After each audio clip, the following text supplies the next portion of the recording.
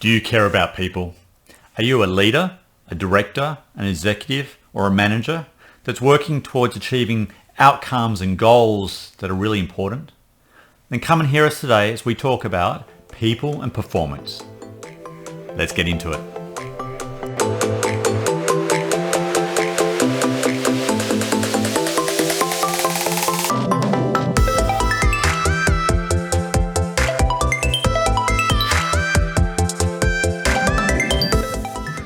Hi everybody.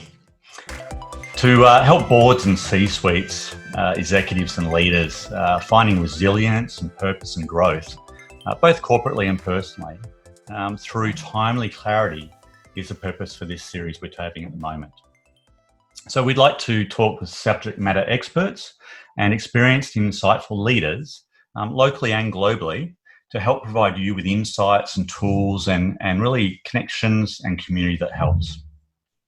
So during this crisis from COVID-19, people and performance are really a critical part of what we're all dealing with and doing. So today I want to talk with the MD and the founder of Checkside, based here in Perth, Western Australia. Checkside helps clients reach their full potential by driving performance through their people. They've got a great team and have helped achieve some really awesome outcomes. They've also made a number of their tools available online, so check those out at checkside.com.au. And they're also helping with this COVID response by offering a free Zoom session for Australian companies for advice. So ladies and gentlemen, I'd like to introduce you to Chris Bates, MD of Checkside. Yeah, thanks for having me on. Very welcome. It's great to have this time with you to share your insights, and I look forward to the discussion. So maybe first of all, tell us, how's COVID-19 impacting on you and your business? Yeah, I guess for our business, Trent, the focus immediately goes to clients. As a management consulting business, your first thought goes to your clients. For us, we remain busy, I guess, through this time because through a range of, if you like, leadership coaching and board advisory roles that we have, I guess people need us more than ever, which is great from our perspective. And what's really interesting, I think, is just watching the different impacts for our clients. I would say 80% would have some form of negative impact on their business in the first instance. But we've probably we've got Pareto principle, I guess, is 20% that are kind of thriving and going well, whether that's in agriculture in particular, some of our tech clients, some servicing defence. So, it's a bit of a mixed bag in terms of what we're dealing with. But, it's just really interesting, and you would know this as a consultant, you kind of like learning from these types of environments. It's not watching people go through pain, but it's really a time where people come up with some really interesting and innovative solutions to get through, which is the enjoyable part. Yeah, if we can manage that damage and the pain through this period, crisis is the mother of opportunity, really, and that force and need to make changes and pivot or bring in new things that you might not during business as usual is a unfortunately a good opportunity to take those steps and really step it up. It's you're forced to do that, aren't you? So what are some of the tools that you're using and some of your frameworks that you're taking, whether it's for business as usual where they are going strongly looking to grow, or whether they are feeling real pain and issues that they need to address very timely?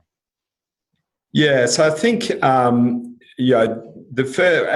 the onset, if you dial back sort of probably 4 weeks ago now, Trent, it's it's really that awareness piece that you try and take people through so they don't knee-jerk too hard or panic too much, because you would experience now there's a little bit more calmness and acceptance of what's going on. The Australian government, I think, certainly with the announcements that have come out, have made people realise that there's support there for them. But that initial piece for us is, explaining to people the change curve and the emotional curve that they're going to go through, which helps them accept a little bit faster. But probably the key one for us that we keep coming back to is what we call the high performance operating system. It's just that discipline around checking in on strategy, and obviously most people are changing their strategy and their business model and looking shorter term to get through this thing. But then how do we actually track and hold people accountable and maintain focus in shorter sprints, if you like, than you would in an ordinary environment? So really the operating system of checking in on strategy, resetting KPIs and key numbers and the things we're going to focus on, making sure that we're talking more regularly with our teams, and resetting, or the word pivot gets used a lot, and going, well, what do we need to focus on for the next week rather than next 3 months, which might be a normal kind of operating rhythm. So really checking in on that high performance operating system and looking at the rhythms is kind of been a first pass, I guess. Yeah, and I guess you're seeing this virtual workforce now come online that hasn't been working virtually historically, and coming rapidly up to speed with the tools, such as Zoom, and dealing with kids at home and workspaces, etc. And then you expect, and we're seeing probably some drop in productivity.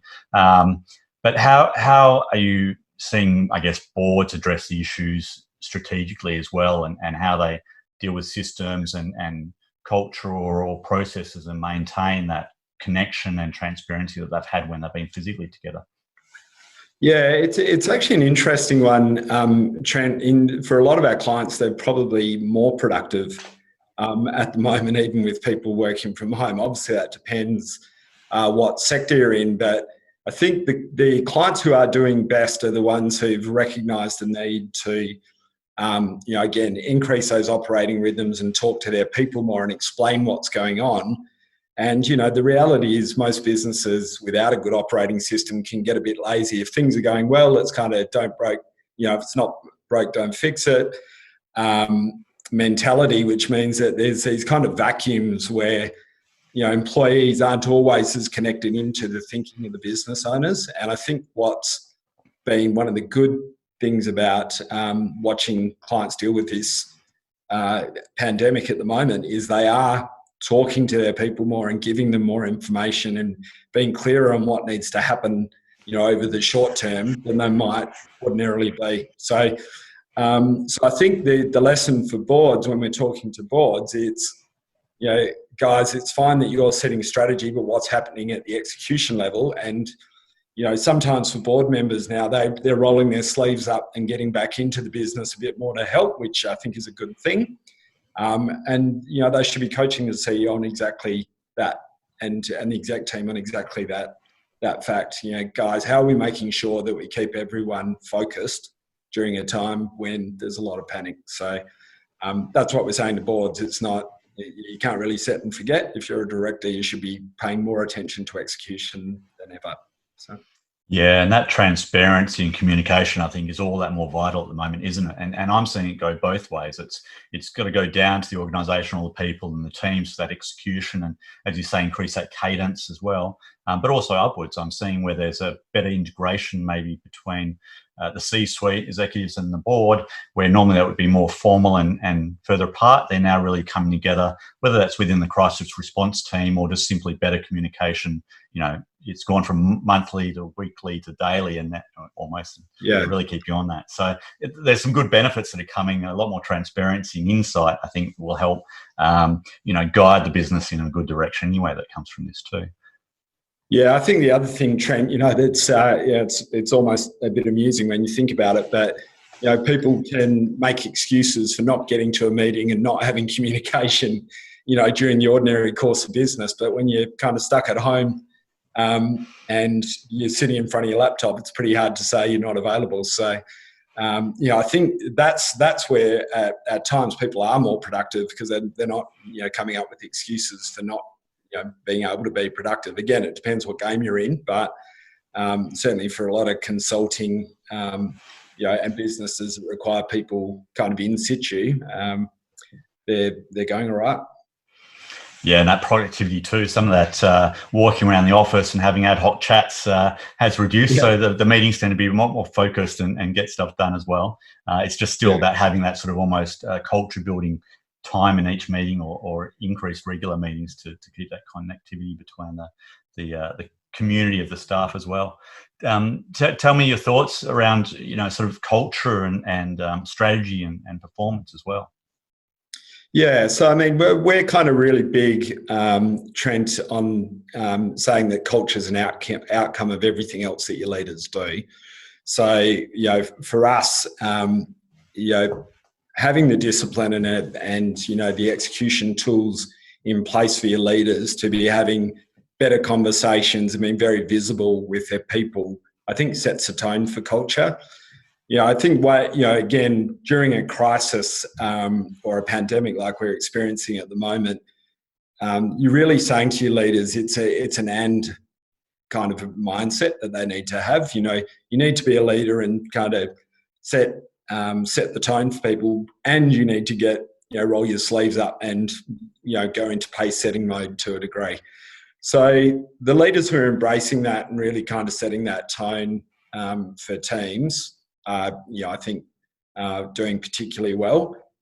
That's they're really setting the tone for culture. And we when we do engagement or culture surveys with teams, we always break it down results to this is going to say something about the leaders of your team. If you're looking at the operations team and the sales team and you're getting different results, it doesn't mean that your company culture is necessarily broken. It just means that you've got leaders doing different things. It's a direct reflection on the habits of your leaders in terms of culture. So in terms of strategy, Trent, for us, obviously people need to be agile and it's going to move around. It's not a set and forget, strategy. It shouldn't be at any time, but particularly, when you're going through times of uncertainty. So, we're big on using a strategy on a page style format. I think the thing to think about with strategy, though, is every time you tweak your strategy, you've also got to think about your structure. Too many times I think people make a change in strategy, but they don't think about the workforce and the structure and making sure they change the expectations of the people that they're working within or working towards that strategy. Yeah, and how are you seeing that play out then, I guess, in terms of short-term or immediate actions that are required and that review and action case versus sort of that looking forward a little bit further, not maybe strategically too far, but tactically at least in terms of that short to mid-term versus sort of that immediate response needed?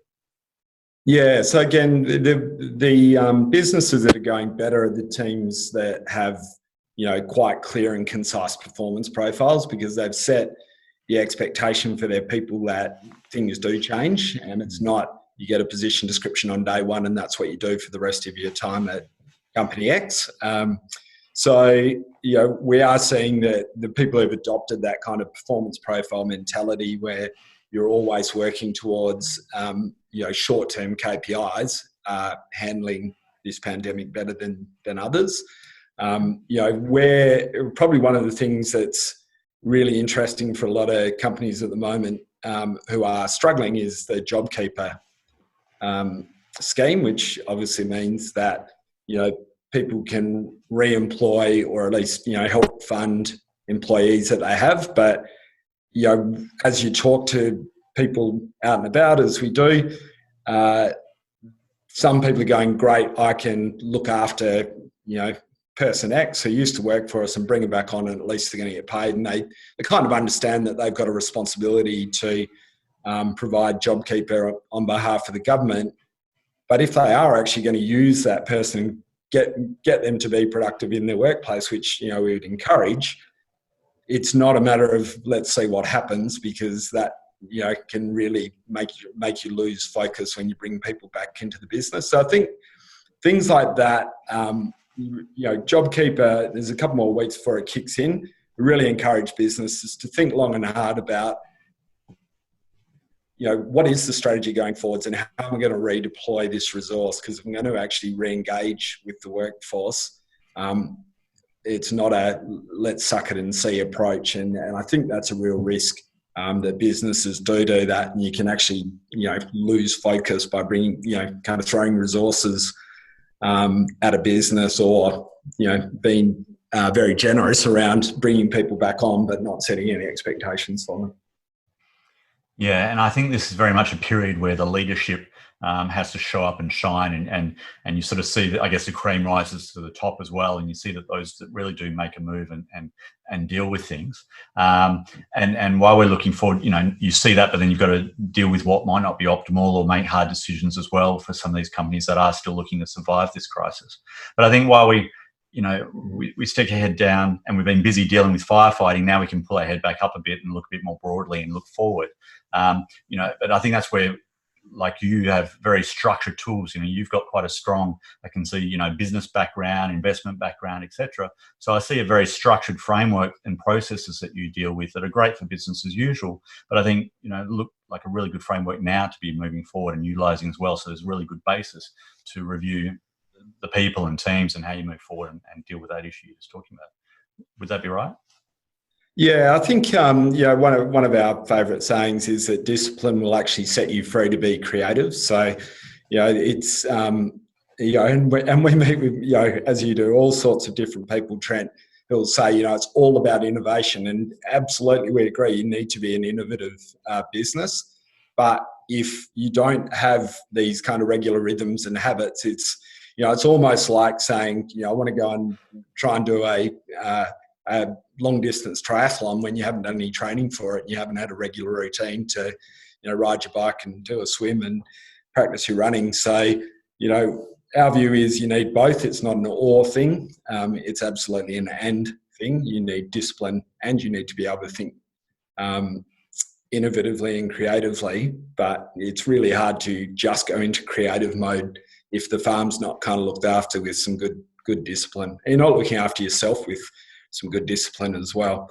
One of the models that we use, which we call ERIC, which is based, it's quite similar to the ERIC grid in Blue Ocean strategy, which is, when you're looking at making decisions, you always think about, you can go over the top creating new ideas. So you always think about what you can eliminate and reduce to create the space to then be innovative or increase and create new things within your business. Unfortunately, a lot of people, as you'd probably know and see, will just chuck ideas at a whiteboard and try and do everything at once. And it's not a time you can do that. So. Yeah, I've got quite a background around project management, $1 billion projects, and then corporate as well. And you need that grounding understanding really in that foundation to then be able to have the stability and the, again, back to transparency and systems to see into, be able to then make decisions and have that innovation, that space for innovation and head down the right track as well. Tell me about some of the, talking about some of the references there, Eric, etc. What are some of the, I guess, sources of insights or wisdom that you, or where some of your beliefs come from? Yeah, well, I guess, as you pointed out, we believe in discipline and disciplines. Kind of one of the key texts that I refer to leaders is The Power of Full Engagement by Loehr and Schwartz, I think it is. Book's been around for probably 20 years, Trent, I think, but it's still a great go-to. So if anyone's got some spare time and wants to think about their own energy management and habit management, I think that's very good.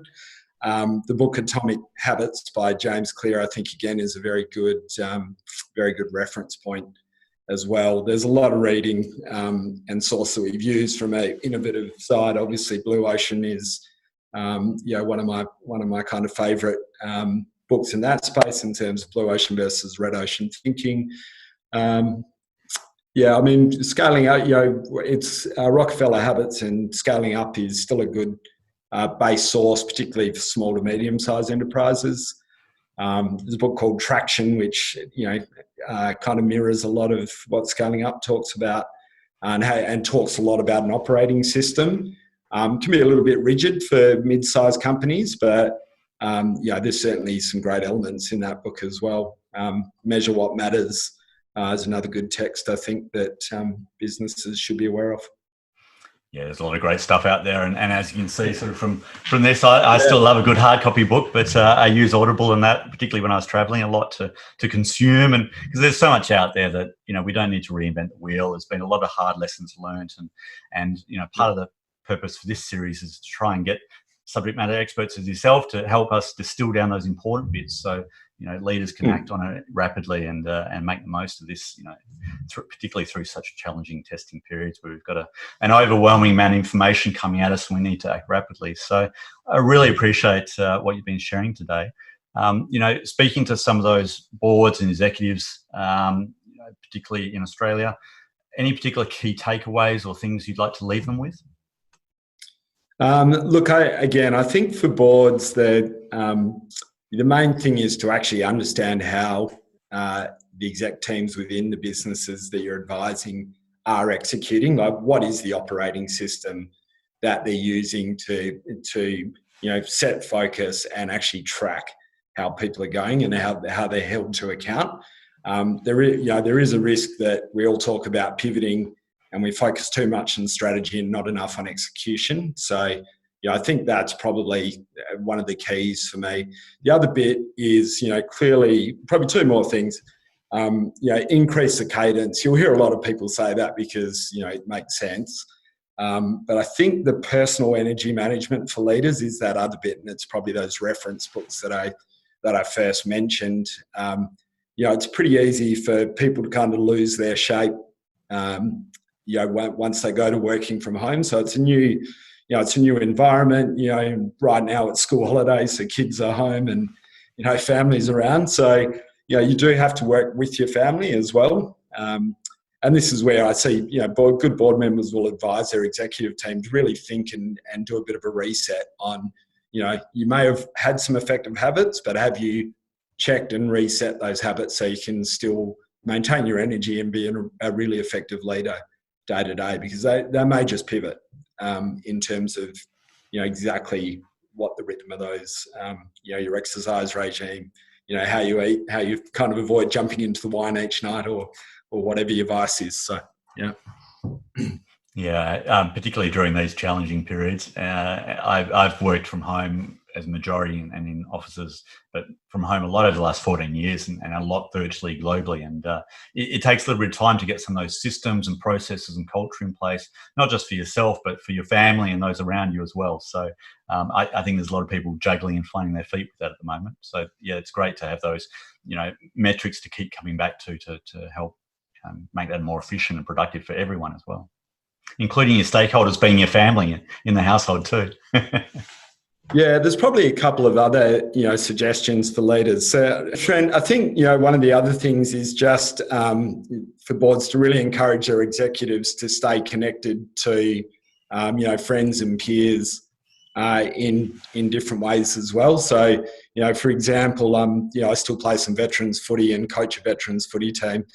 There's about 50 guys on a WhatsApp group, and we, have a bit of fun with that WhatsApp group. But what you're seeing now is guys really looking out for each other, and they're setting challenges. Like one of the guys who's, one of the fitter guys in the team is setting, a fitness challenge. So he'll put a series of push-up and sit-ups and, sprints and whatever else. He'll put a program together and post it on the group, challenge guys to do it and time themselves doing it. We've got a long running as in 4 weeks. It's been running for 4 weeks, where it's a 3K time trial. So, everyone's off doing it on their own and they're posting their Garmin time that's come off their watch or whatever. And, everyone's comparing. We've got a table going to see who can record the best improvement, who can record the best time.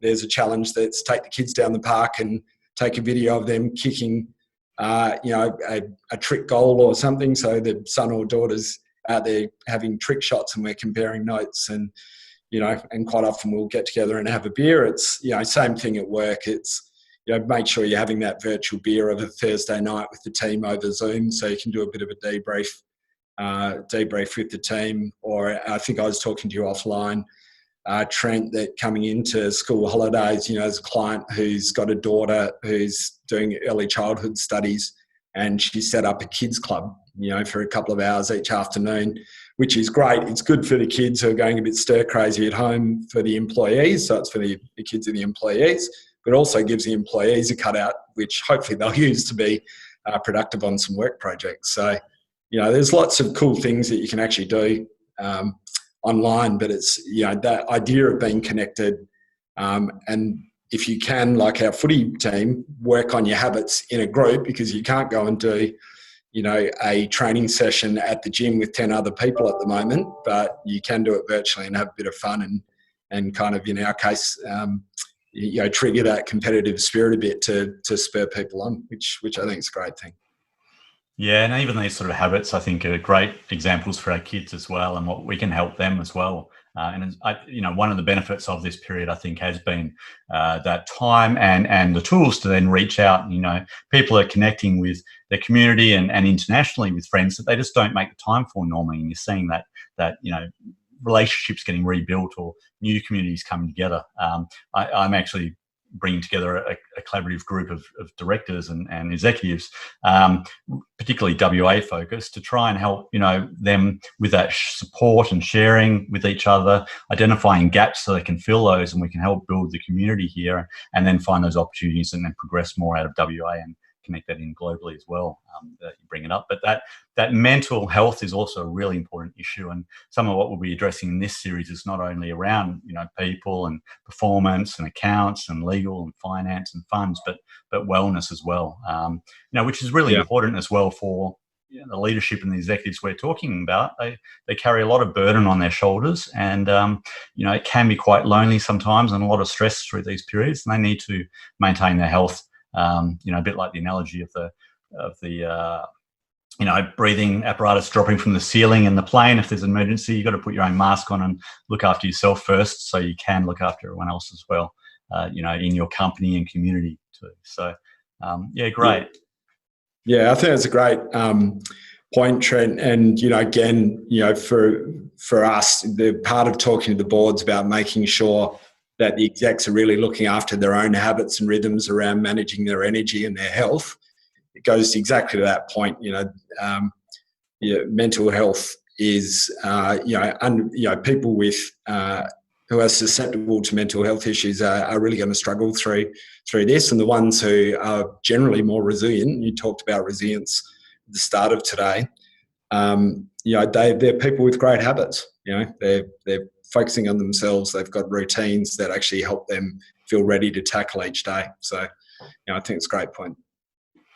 Yeah, great. And again, leading by what you do and not by what you say. So yeah, it's really important for the leadership to do that and have that space and that mental strength to and resilience to go forward.